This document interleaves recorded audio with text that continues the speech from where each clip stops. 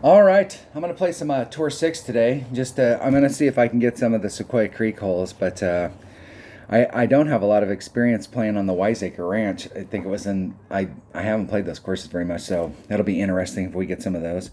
But I'm just gonna go out there and just play some one-on-one and see what goes on. See if we can get anything that we're looking for. Sequoia Creek, hole 7, par 4. Look at that. On the Sequoia Creeks, I'm not going to play with anything bigger than a Titan, and I'm only going to bring out Titans if we're playing on the Sequoia Creek hole. So on the other ones, I may bring out a Quasar here and there, but for the most part, I'm just going to play it. Play it safe. I don't think I can get over there with a headwind. I need to turn my grid on. What is hole number 7? I'm going to do like a 7-5. So there's 6, 7, 5, somewhere in that neighborhood. I don't think I have enough to get over. If I hit it right, I think it'll just get caught up in the rough in between the two fairways, if I can even make it that far. Maybe, just enough. I've taken this shot several times, and it seems to me like it needs to be plus 10%. So I'm going to pull out my trusty, dusty calculator here. 1.1 times whatever the wind is. I'm going to screw my opponent up. There we go. Did it quick, got my grid up. See if my opponent can get over there with a Quasar. My opponent's just going to lay it up more than likely. Just laying it up.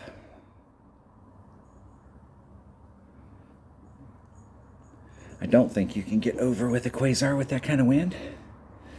Not clipping the rough right there.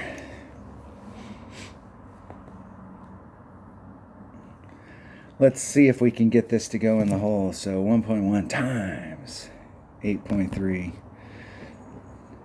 And where am I at in my club? I'm right at max, so divided by 1.2, 7.6 rings. Let's see if I can run some topspin. Maybe. No, I'm actually more towards mid club, which is 2.4. 2.4, so it'd be 3.8 rings. 3.8. Almost 4. Let's see if we can get lined up. Maybe. I'm just going to do 4 rings. Little teeny shy of 4 rings. That was like 3.95. And I hit it 1 ring great to the right. And it'll go 1 ring. Oh, whoa. I don't know. I needed to do a little bit more with the side wind on there. Or I wasn't quite in mid club and I didn't pull it enough. One of the two. That's where if you're using the app and you can use the slider, you can see where you're at, and you may be at 60% or 70%. A lot of times I find that if you're in the right spot, and if you're not using the app, if you're in the right spot where the hole's at max club and you're using a rapier and you run all the topspin on, that by the time you pull it back so that the top spin's at the cup, you're pretty close to mid. But if you're using the app, you can get that a little bit more accurate, and you'd want to scroll up so you're viewing it like my opponent's viewing it now, where you're viewing the whole screen so you can really kind of see where the max is, where the mid is, and really kind of get your slider right.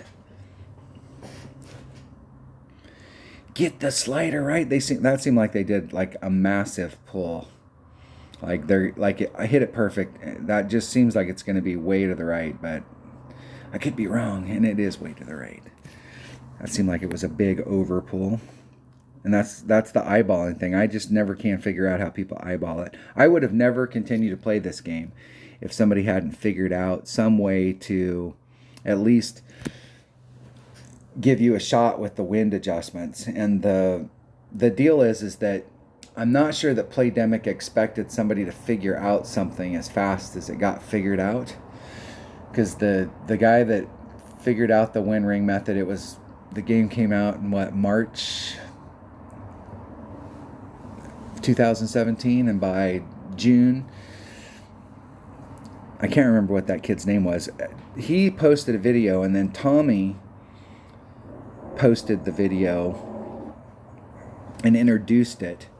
But at the time, Tommy didn't use the wind ring method. He was totally against the wind ring method. He didn't want to have anything to do with it. He was all about placement. Like, you would set your ball up so that you were 2 rings.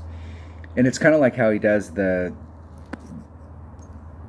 golden shot, where, okay, you're going to set it up and you're going to be 3 rings off this transitional surface.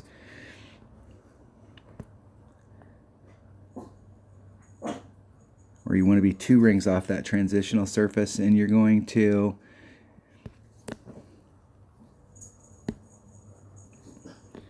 do it from there. So I'm at minimum club 4 5 1 3. There's 3 9.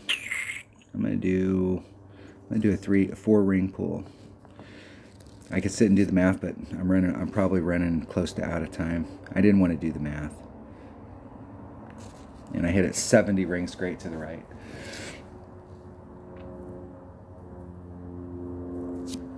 Yeah, so when Tommy first started playing, and quite a few of the tournaments that he won when he first started playing, he never used the wind ring method. He would go out there and he would play the hole so much that he would know, like, when you come into the green, like, he'd set his blue ring off of the transition and he would wedge his rings in a spot, and he would look at it's almost like how I set up max overpower hook shots. He was very cognizant of where his ring sets were. And then he'd take the shot and he would be off to the left, so he would set the next one up, and he would set it up so that he would be the blue ring and maybe a quarter of his clear ring, and then he'd take the shot and then he'd go, okay, hey, I missed it to the right. So then he'd split the difference and he'd find that spot, and that's how he set it up. And he did that for like the first year, and he was like totally against the wind ring method, but then the wind ring method, he got on board with it. And now there's like none of the people at the top don't use the wind ring method. That's just how it works. And Zachary was the one that really pushed the wind ring method to start off with. I'm unhappy I get that freaking deal. Let's do my club card. I think I do have a club card trading to do today. Let's get that done. Let's see if I can I've got an APOC the last 3 out of 4 days. Let's see if I can get another one. No dice. I'm not working on either one of those clubs. So I'll put it in the bank, save it for later. Only working on 6 clubs. If it's not one of those 6, then I'm putting it in the bank and saving it. I don't need any. I mean, my clubs are pretty good right now, and I would like to get the 6 clubs I'm working on, but the 6 clubs I'm working on are all in that phase where I've recently got them upgraded, so it's going to be forever and a day before they finally get. I think I'm going to have to get the Apocalypse like 60 more times before I can get it to level 7, so it's going to be a while. It's going to be a while.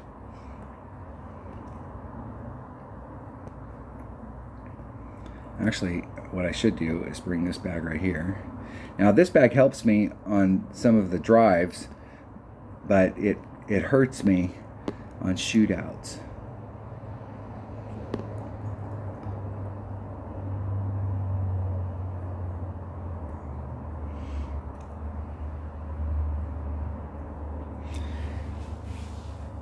So there's a lot of times on these holes, especially if I'm bringing out smaller balls, and I'm going to end up in a bad spot where that bag can actually help me, but then I ended up getting jacked up, having to bring my cat or my big dog to a shootout. Partially because I don't play with those clubs very often, so it's getting used to the ball guide. And it's one of the things I really. It's a 50-50. I really like the fact that we have more bags. I really do. But by that same token, I kind of liked it when we only had 1 bag, because if you were in a tournament and there was a hole that required a big topper or that had a different club in it that you were going to have to use for the drive, or you needed for the second shot, you needed to bring out a big dog or a cataclysm, you'd have to commit. You didn't have the option. You'd have to commit to that club. And so you'd have to go out there and play with it and actually get good with that club. 2, 4, 6, 8. 2, 4, 6, 8, 7. It's about 4.5 rings. Just try and hit it straight forward. Hitting it perfect. Just put it out there and give myself a look.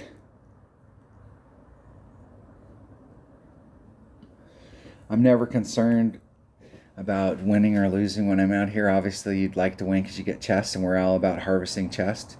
The goal, if you're harvesting chests, is you want to win 50% of your matches out on the course and 50-50 in the shootouts. So that makes you a 75% player. It's hard to look at somebody and try and figure out like how good they are based off their win percentage, because I've forfeited 1,500 to 2,000 matches in tournaments. Before they started the new tournament format, we always went to shootouts, and I almost always forfeited them. My opponent helped me out. Thank you very much. It's not that they can't make it from there, but they did help me. There's Max Kingfisher. So I'm at Max Club. It's 1.1 per ring.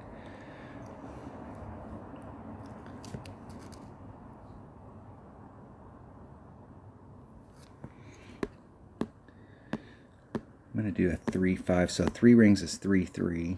I'm going to do 3 rings and just a titch. There's 3-3.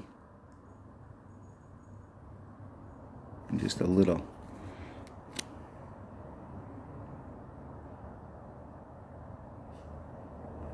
Hitting it perfect. I was probably going to push me off to the right. I should have probably did a bigger adjustment. Just a bit outside. Hey puppies. 3.3 or it's 3.2. Let me actually pull my calculator out here. Times 1.1 divided by 1.1. Yeah. Should have been 3.2 and I did like a 3.1.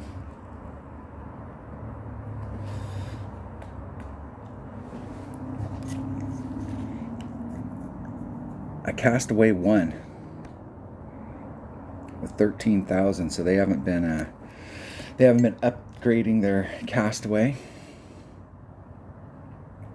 There's no way you play 13,000 games and you'll have a castaway 1. It's a low level club. Come on. Come on.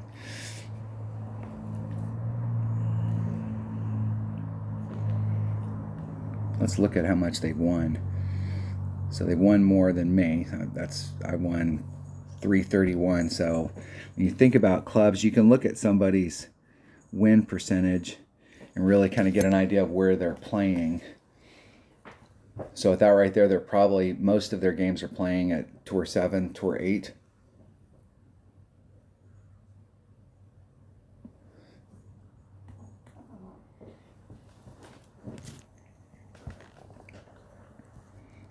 What's their win percentage? They got a 49, so they're in that same boat. You don't know. Never know. Never know whether they were a forfeiter or they're just that bad. I think my win percentage is only like 53%, but if you take out all of the matches that I forfeited, it's substantially higher, but it's in that 75% range. Now it seems like on this hole we were doing a 10% as well, maybe even a little bit more. I'm going to do a 15%. Why not? Why not?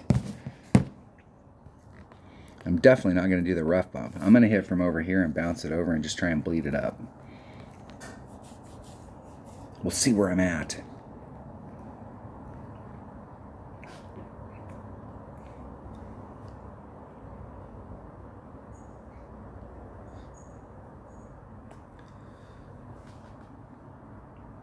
And what club are they using? A Goliath. It's about 2 per ring, somewhere in that neighborhood. Maybe 1. I wasn't looking at the level that they have, but I think for most of its life it's somewhere around 2.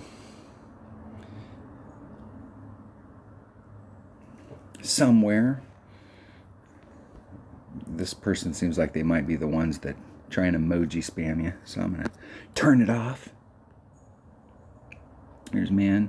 There's Max. I'm going to do a max adjustment at mid club.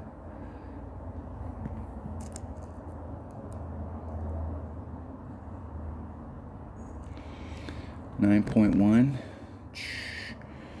10.46 rings.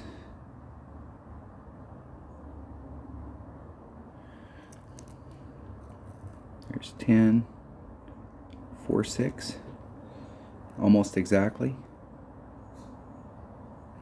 Hitting it perfect. See if I got that right. Boom, chakalaka-laka. Now slow down. Whoa, down, cat daddy. I think I lost that one. I think I overhit it.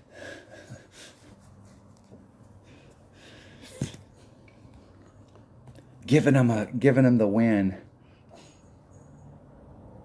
Wow, I can't believe I won that. What luck. And I won a gold chest at that. Look at that. I should have seen if they wanted to replay. What was I thinking? I always like to play with at least 2 empty slots. If I'm really going for it, I would, because you want to try and replay people, I would clear off all the spots. I'm playing for 4 gold chests, so you got to get 16 wins to get 4 gold chests. So when I was playing all the time, that was the goal, was play every day so that I could fill my gold chest, and then in the evening I'd play a little bit. Or I'd play in the evening and not play in the morning. Eagle Peak, hole 9, par 5. Da-da-da-da.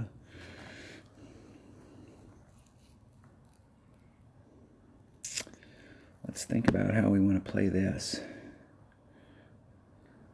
I'm definitely going to switch to this bag. Make sure I got plenty of room to work out the wind. 1 backspin. I'm going to do a 7-ring pull. That's adding on close to 10%. I'm going to lean a little bit to the left. And I had a titch of overpower on that.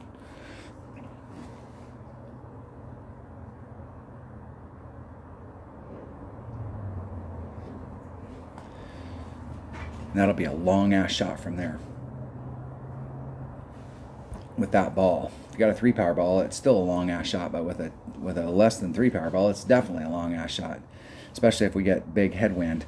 What cracks me up in one-on-one, and I do not understand how they cannot fix this, is that if we have this kind of headwind on the drive shot, we should have this exact kind of wind, just like in tournaments, on the second shot. But invariably on the second shot, we will get tailwind, or we will get some drastically different wind where it's going, and that happens sometimes when you're out on a course that's really treey, where you can open up and you get into an area that where it's almost like a current, where the wind's blowing different through this gap than it is on the other side, and it's blowing slightly different, but now we're getting tailwind. So that means that if you're on a real course, it's 5 minutes between shots is pretty much what a course gives you. And that means that in the 5 minutes that it took us to walk up there and take the next shot, the wind changed direction 180 degrees.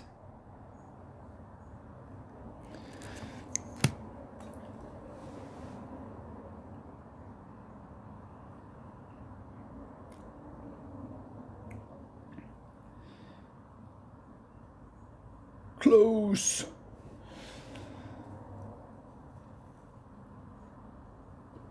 And I don't understand why they do that. It used to be at the very, very beginning of the game, we got this kind of wind in tournaments. So you could be playing, I could be on hole number 1 and I get a 10 mile an hour headwind, and you're on hole number 1 and you get a 10 mile an hour tailwind, and people bitched about it because they were like, it's unfair. And it was in some ways unfair. There was a little bit of luck involved in it, but if you're playing in the real world, that kind of shit happens. You play in the morning when there's dew out on the course, and you can get super good reads on the course, on the greens. And you play in the afternoon when the dew is burned off, and you don't get those super good. And you play in the afternoon, and the wind starts to pick up. And so, like where you're playing during the day can make a huge difference. But I understand, we're playing a game and people are playing in the afternoon or in the evening or whatever, so they standardized it. But they never did that in one-on-one play, and I just don't understand why. It's not that they can't do that,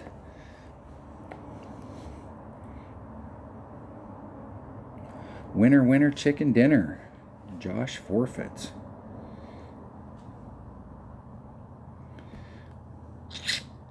I don't know why they did that. Why did they do that? They took 2 shots. I took 2 shots. They could have made it from there. That seemed like a pretty easy shot to make from there. I don't know why they, why did they do that? Let's open up a chest, clear out a slot, make sure in case we replay somebody, we can beat them twice. Hole! Come on, Sequoia Creek, let's get it. Let's get some Sequoia Creek here. Eagle Peak, of course. We started off with Sequoia Creek, we had a little bit of luck, and now we won't get any more luck for the rest of the day. We'll just Eagle Peak and Wiseacre. I would rather actually get Wiseacre because I don't have a lot of time and grade on those holes. We're getting big ass headwind on the drive. And I hardly ever play it to this side, so I'm going to play over here.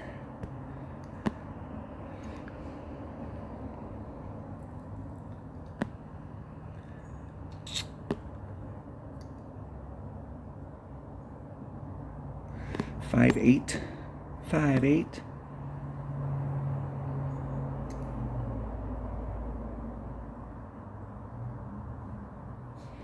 Let's make sure we're away from that. I'm going to do max curl and a little teeny bit of overpower. Hitting it perfect, and let's see if we can make the bend and not overshoot. I would actually like to have gotten about at least half that distance that I left on the table. I think I've only hit it that way maybe 3 or 4 times ever. I know the second shot from over here blows. Especially with a low power ball. But unless you bring out a really big ball with this kind of headwind, you're not going to make it over to the other side.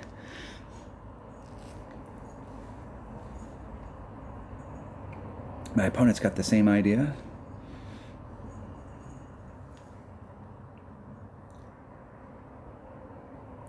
They picked up a little bit more distance than me. Just a bit. Not much, but a little.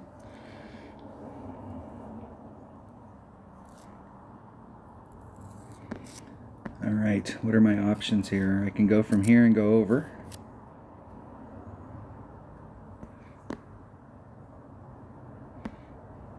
I could do that. That second bounce is definitely going to... I want to watch my second bounce. Let's see if I have enough room to work out any wind.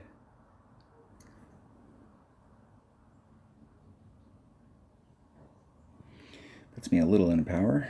Max curl and a little bit of overpower.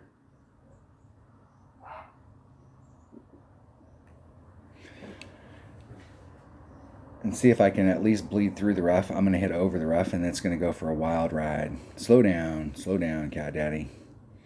Get on the fringe. There you go. Perfect. El Perfecto. Just get up there, give me a shot. My opponent's definitely in a better spot, and they got a much bigger club, so they knew what they were doing. Now, that club will help them here, but in the shootout, that club could hurt them because a lot of these shootouts we're going to be using, we could potentially be using our wood. And at this point, I'm hoping for a shootout that uses a wood.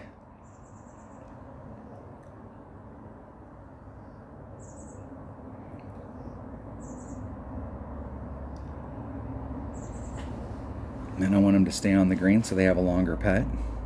That putt's not bad.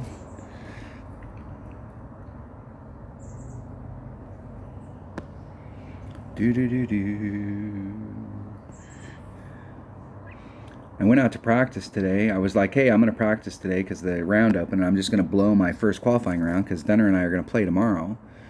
And then I was like, why is it just giving me the thing? And I was like, oh shit, it's Wednesday, not Thursday. But I kind of felt like playing today, so here I am. Wind was a little bit of a factor. I wasn't sure if it would be at that distance, so I hedged my bet, and I started off on the right-hand side of the flagpole.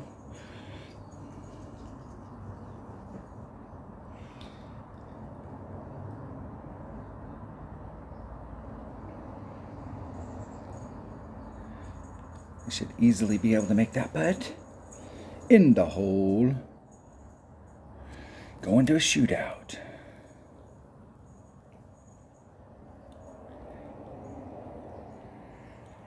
Here we go.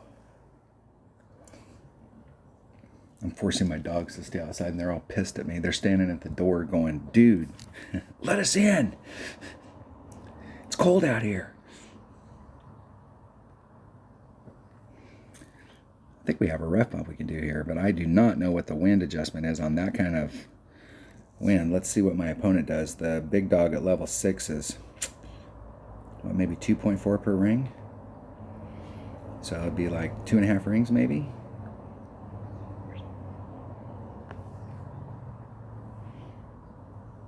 Let's see what they do.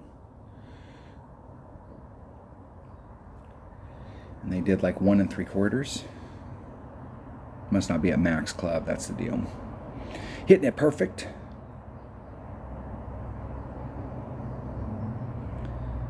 Right at it.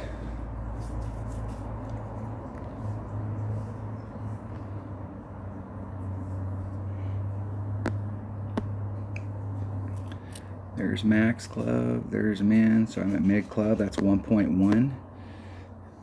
How close can I get to my rings? Pretty close.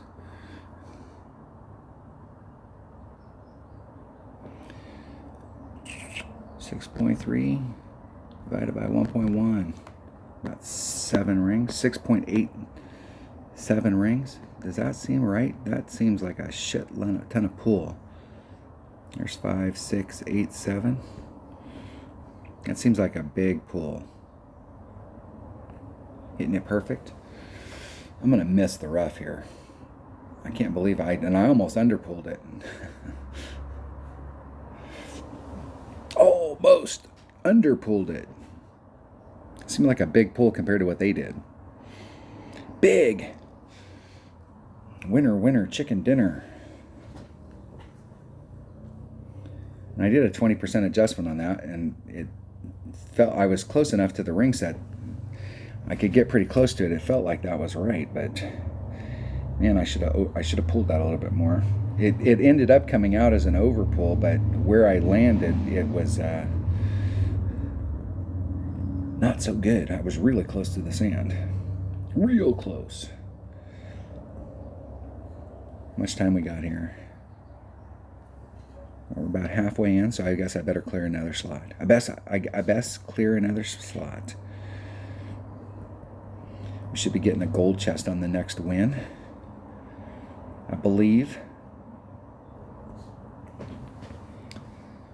That's the whole thing here, is you got to harvest. You're harvesting clubs. And so if you're out playing, especially if you're playing in the upper tours, you're working on your clubs. So you're trying to get your clubs better so that in tournament play you've got better stuff. Try not to burn your big ball inventory while you're out there on the course. Like my opponent's got a power 4 ball here. Are they going to keep that power 4 ball in? Scorpio. Let's check Scorpio out. 11,000 games. They at 245. This looks like a play a lot in tournaments. 245.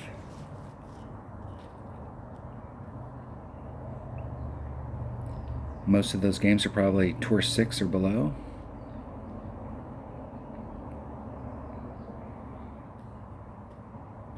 Easily getting over to the other side.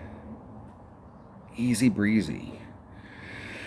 All right, let's see if I can get my stuff a little bit better here. So I'm gonna bring my number 2 bag, and I'm gonna do more than I did last time. I did 4. I'm gonna do like 4.5 topspin and see if that's too much. I'm going to be about 4 rings off that transitional surface. Yeah, maybe 3.5. 2.5.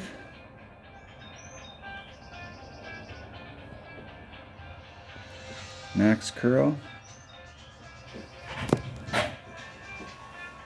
Hold on 1 second.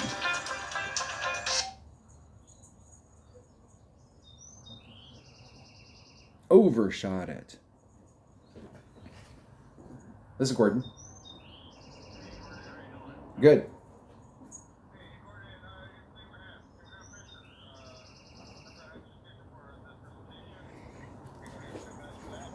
And what's the name of the app? Let's go. Let's go.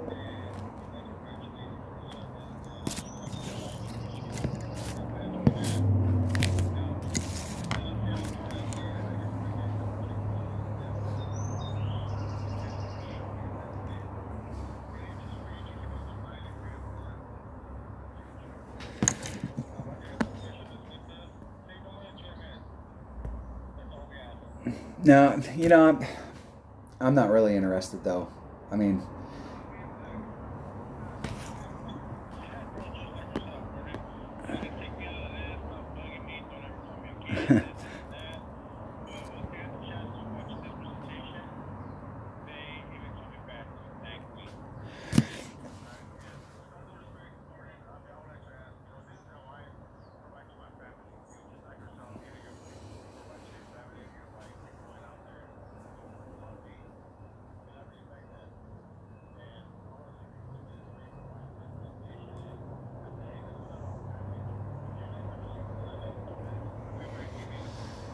no, I mean, I don't, I'm not, no, I'm not interested. I appreciate the call, but I'm not, I'm happy with how we're doing, how our stuff's going right now, and I'm, I'm not interested. I know, but you guys have, I think your stuff was for like scheduling and stuff, right?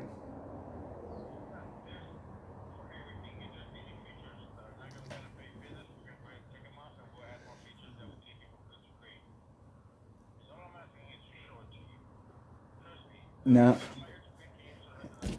no, I mean, I'm not interested. I appreciate it, but I'm not interested. All right. Thank you.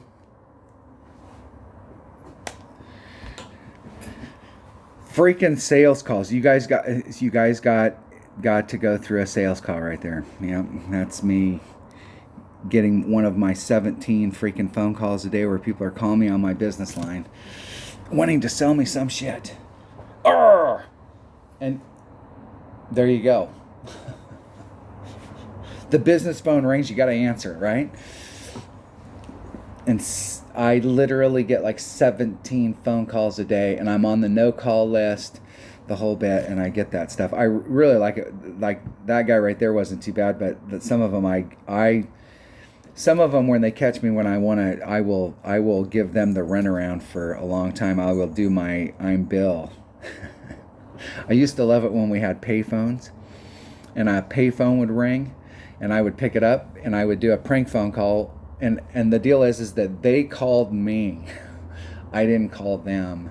So I would keep them on the line. I would see how long I could keep them on the line. My wife hated it. One of the things about not having payphones anymore is my wife loves the fact that there isn't payphones anymore, because we'd go into a store and the payphone would be ringing, and I would run over there and pick it up, and she'd go in the store and she'd shop for 30 minutes and come out, and I'd still be on the phone with those people. When we go to Mexico, or we leave the country, and we go to Mexico a couple times a year, they still have a lot of payphones, and we go for walks while we're on vacation, and I always walk on the side of the street where all the payphones are at, and if a payphone rings, she's like, "We're on vacation, you can't do that."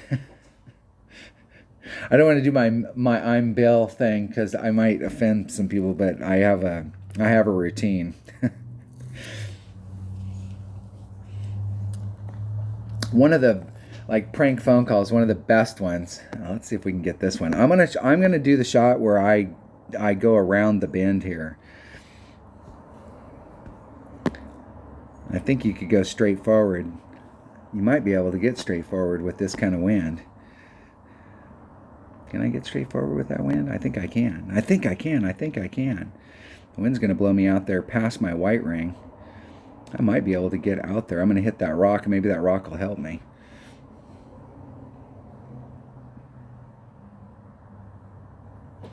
So I'd go to a party when I was younger, and this was my MO. They would deliver the paper, and now I'm stuck behind the rock. Now I'm in bad. So we get the paper, and they'd have classifieds in the paper, and somebody'd be selling a vehicle. And I'd find somebody that was selling a vehicle for like $6,000. And I'd call them up at 3 o'clock in the morning when they delivered papers, 4 o'clock in the morning. And I'd go, hey, are you the one that's selling they'd go, like and I'd keep calling. And this was back before we had cell phones where it was just like landline stuff, and people would answer their phone. And I'd wake their asses up and I'd go, hey, are you the one selling the Jeep? And one of the best ones was a Jeep that the guy wanted $6,000 for. It was actually my cousin, and I don't get along with him at all. So I called him, and at 3:30, 4 o'clock in the morning, I was like, hey, are you the one selling the Jeep? And he's like, yeah, dude. And I'm like, no, I'm on my way right now. I'm on my way to your house with cash. And he was like, dude, like, call me in the morning, call me like later. And I'm like, no, there's no later. Like, I'm on my way right now. I mean, you got a Jeep you're selling that Jeep for $600. I'm on my way with cash. Well, I'm not selling it for $600. I'm selling it for $6,000. I don't care what you're selling it for. The paper says you're selling it for $600, and I've got $600 in my pocket, and I'm on my way. And got people fired up. Like, I'm on my way to your house, and I don't care what the paper says you're selling it for $600, and I'm on my way with $600. And I would get people, I mean, literally fired up about it. We'd be on speakerphone, and all my buddies would be sitting there trying to stay really quiet and get into arguments and fights with people. Like, if anybody here's a Howard Stern fan and you watch the when they do the prank phone calls, I never could figure out why they didn't do that prank phone call. That is really like a great, because it was super easy to get people fired up because they knew that they had the ad in the paper and that they wanted like $6,000 for it, and now you're offering them the $300 that it says in the newspaper. It was always fun. But my name is Bill. Is my favorite deal when people call me and I want to be a pinhead about it, or the thing. It's Bill. Oh no, he's outside. I'll get him. What a dick.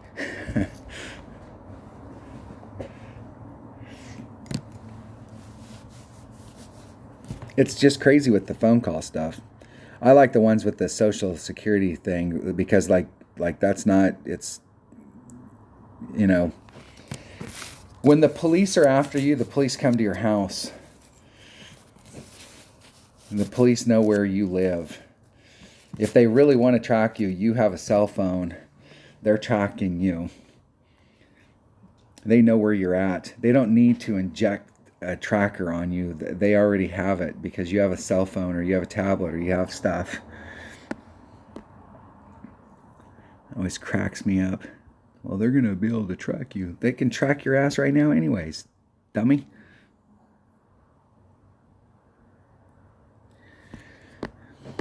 All right. I'm just going to do a max pull even though I'm at Min Club. It's 4-6.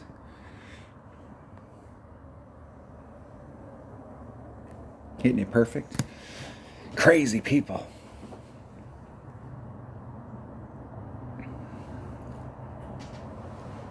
Give them fake numbers. I always like to get to people, hey, I need to get your credit card information. Well, no, sir. I mean, you called us. We're a collection agency, and you called us. So yeah, I need to get your credit card information. I see that you're in our files and that you owe us money from a dental bill that you did. Well, while you're on the phone,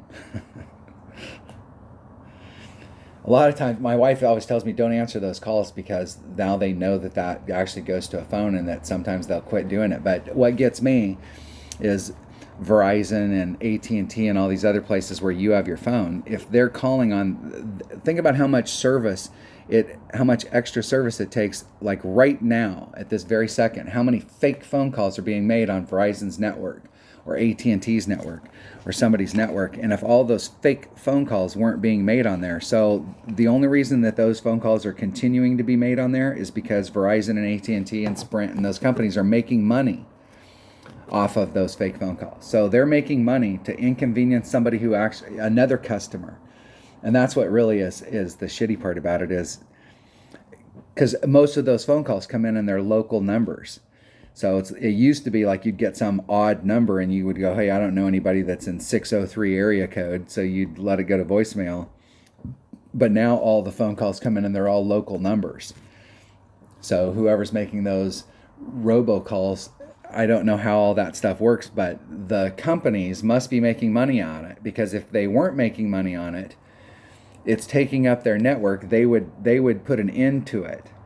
But they're not putting an end to it, so that tells me that they're making money on it.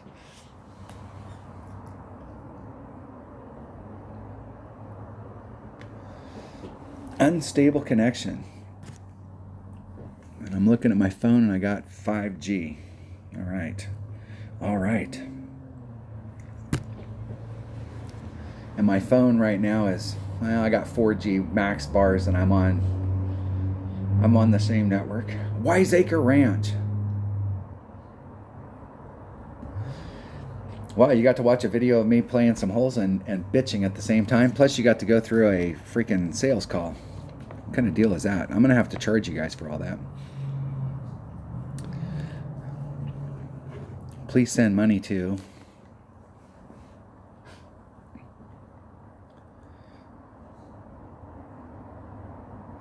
It seemed to me like we were doing the rough bump over here. If you bring a big enough ball and you have wind going with you, you can bounce here and try and get over to the other side.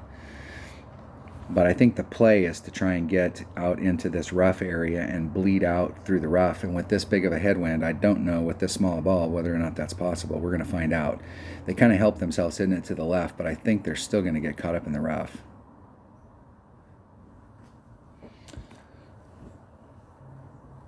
We shall see.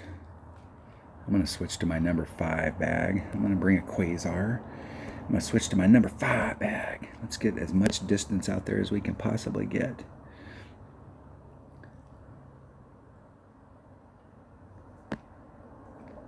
What you can do here is you can hit it over to this area. You can do the bounce over, and you're a sniper into the cup.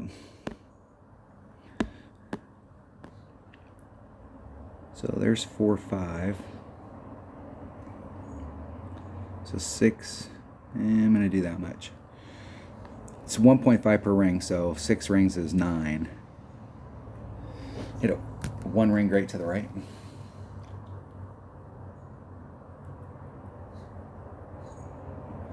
And I think from over here you have a straight up shot at it with a wood.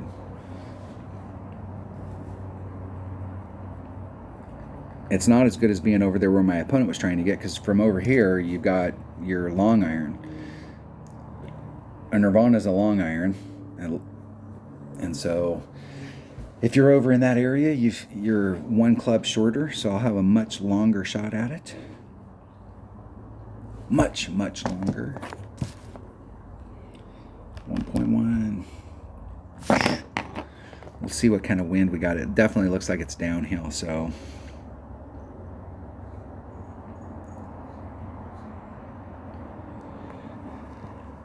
The good news is from over there you can recover, but if you're on my side where I hit it to and you mess up, you're not going to be able to recover. Because there's where the long iron starts, so you'd have a tough time. So I'm at minimum club, about mid club. I'm going to put on just a titch of backspin.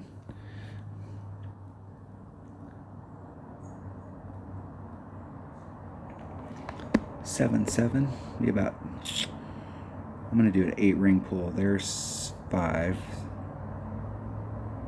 I could have pulled it to the other side, but I didn't. 8. Hitting it perfect. Now it's probably going to come in on the left-hand side. Wow, I overpulled it. Look at that.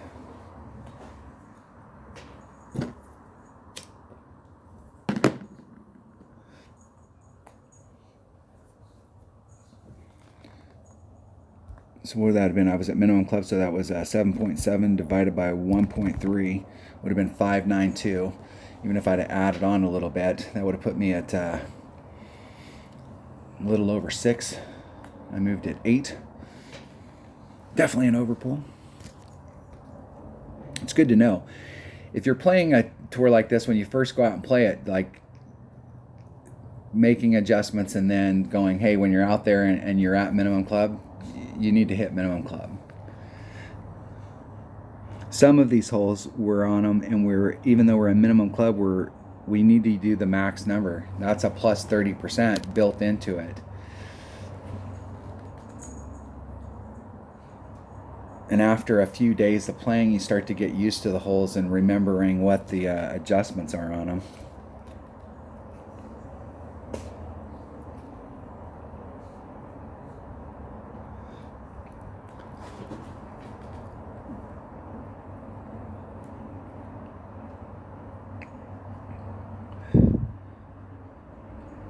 And this hole right here, I figured out, was it this hole? No, it's not this hole. It's one that looks very similar to it. There's one par 3 in this game that's super, like, it's really easy to roll off the back, and I had figured out a spot with and it might be this one. Maybe. I'm going to do a rough bump. I'm going to do the rough bump. Let's see what club I got. Let's see where I'm at. Grizzly. I'm at min. There's max. I'm about mid club.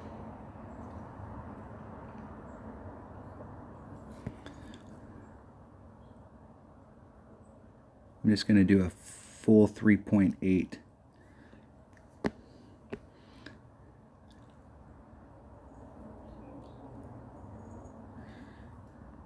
I'm just going to do 4. That's a little bit of I'm at mid club, so it should be 1.1 per ring, but I was going to do a 10% adjustment, and that kind of balances it out.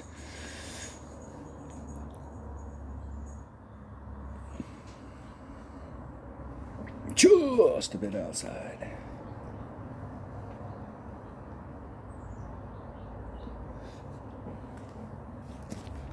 That's the thing about those rough bumps, is if you don't remember what the wind adjustment is, you can really get your lunch 8.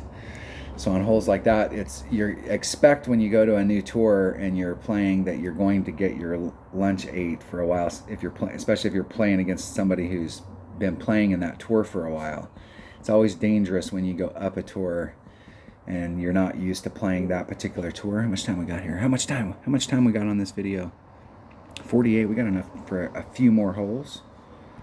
Let's get that chest rolling. Hole number 6. Da da da da. We're not getting any of the. Well, I think, what have we got? 2 Sequoia Creek holes.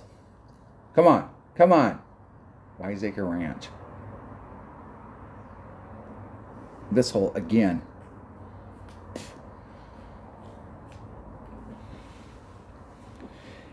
And if we're getting headwind, which we more than likely are, I'm going to hit it over again.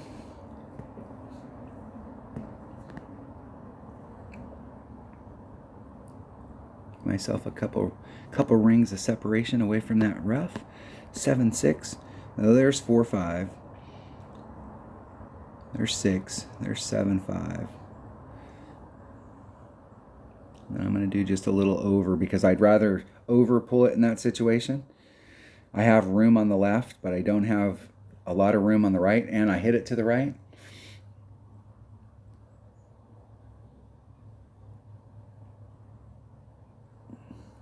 Just lay it up. So I'm going to do, I was at mid club. Was I at mid club? Minimum club? I think I was at minimum club. I was at mid club. I'm just going to do a straight up adjustment at mid club. I'm not going to do anything special to it. I want to see where it ends up with this kind of wind. Well, who knows what the wind's going to be like. We could look at it right there and say, hey, our shot to the cup, we're going to have side wind, but we have no fucking clue because the wind's not stable. Hold on, puppies. You can hang out outside for a bit. It's not going to kill you. So there's min. There's max. There's mid. I'm going to do a max. I'm just going to do the 1 per ring. Let's get up there. Put a little bit of spin on it.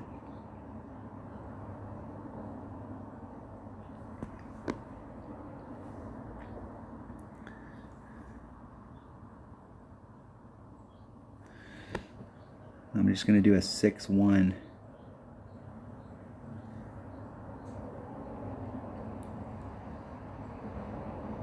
Or 6-1. Hitting it perfect. Let's see how close we can get on that. Just doing the straight up adjustment. In the hole. Eagle.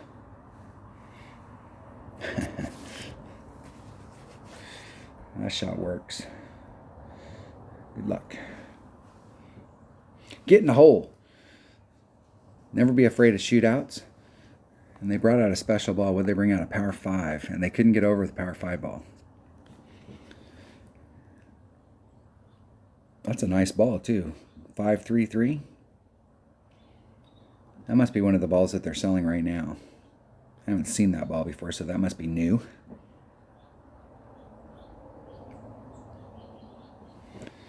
Good game. Good game. Winning another chest. Cycling through.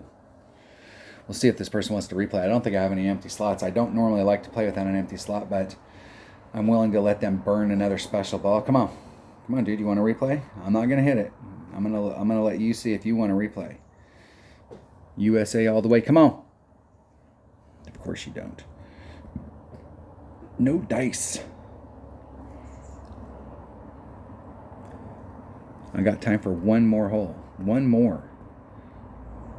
And I could have just opened the other one. Since I was still at 20. Alright, let's fill one more slot. Let's get it. Let's get it going. See if we can win one more.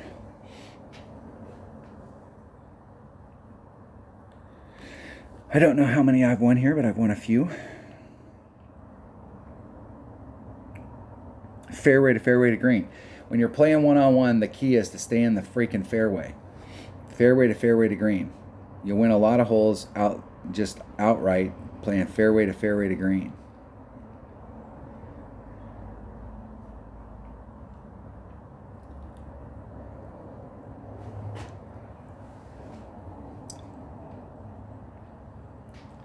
There is no way you're going to make that over.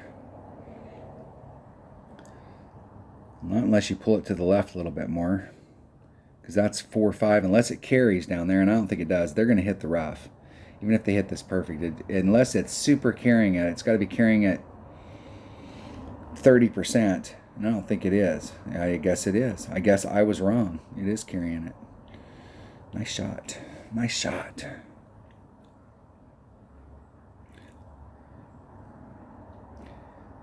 And you got several options for coming at the green that way. Several. Switch to my number 2 bag. I'm going to be back here in the center. Maximum. 1 backspin.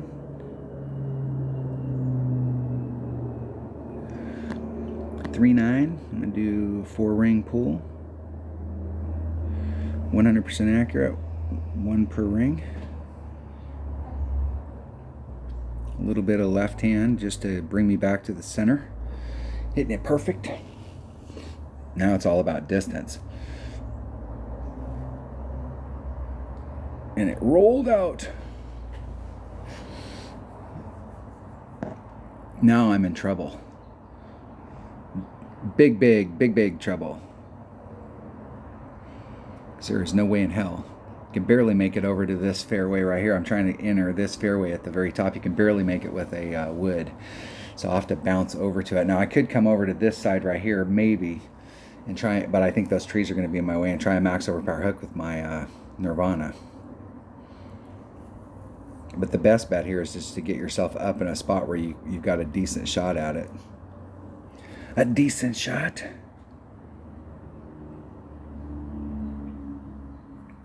Let's see what I can get going.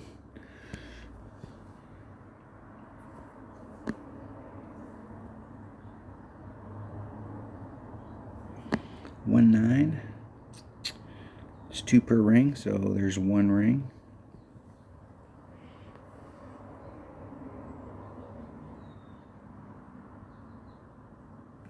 Hitting it perfect.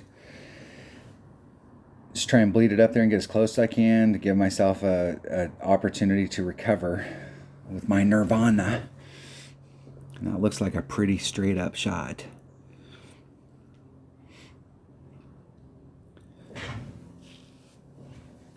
Giving myself a look at it. Let's end on a high note and go to a shootout. Recover and go to a shootout. That would be nice.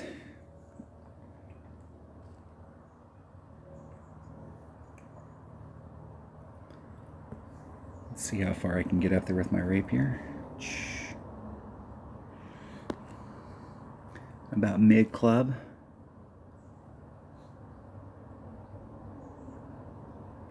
I'm going to start off on that side of the flagpole. I could have did a ring pull there, but the key is to hit it perfect.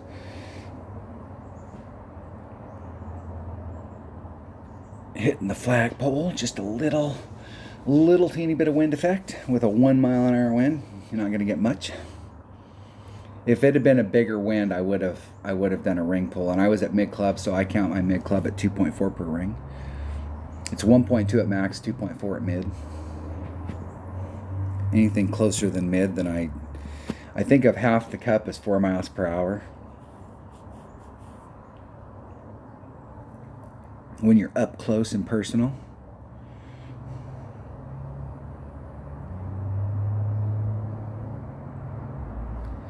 Big headwind.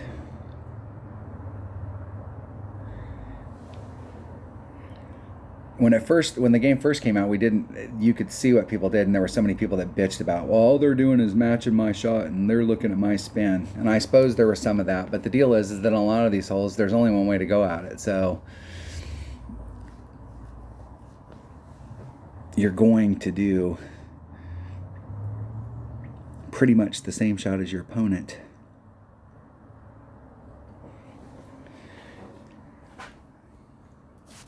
All right, let's see what we got. Let's see what we got going.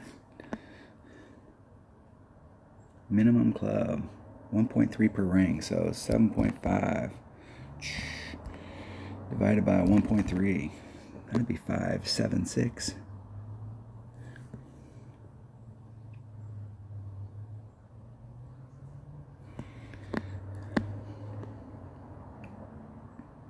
Let's say 6 rings. That's a slight overpull. Do like 5.9. That's still a slight overpull, but against that headwind,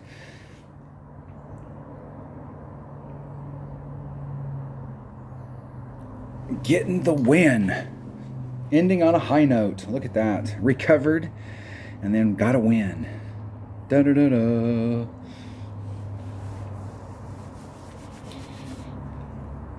Didn't get a lot of the Sequoia Creek holes. Unfortunately, that's how it works.